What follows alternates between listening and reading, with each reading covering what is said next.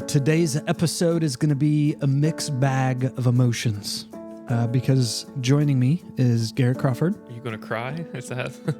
I don't know. But we announced maybe a few months ago at this point. Yeah, November. Kind of your departure from NCC. Everything is good.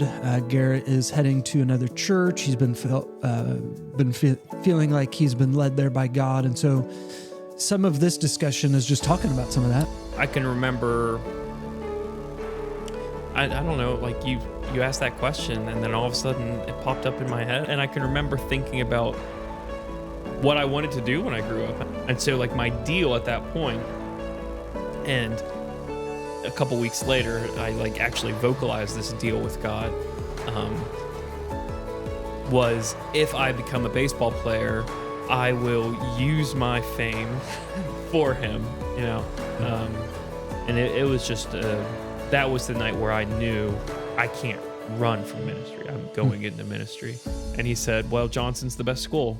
So I just went to Johnson a month later. I graduated with Bible and theology and preaching and church leadership, but I went in with preaching and youth ministry in my sophomore year. But in that switch, I realized I have this love for the church that goes beyond just having fun, like with youth ministry. And the more we prayed about it for about 8 months. And thankfully for them, they were willing for us to wait that long.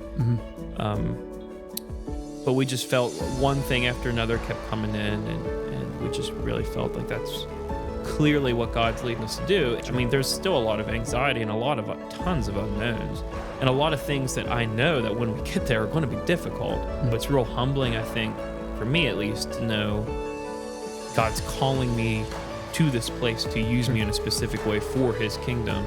We're excited that you're in God's will and feel these confirmations that God has led you and Isabella and Grayson to this new church opportunity. But at the same time, we're sad for us, you know, and that's the mix of it. Obviously, the influence they've had on you will still last beyond their physical presence here. But we're thankful for them.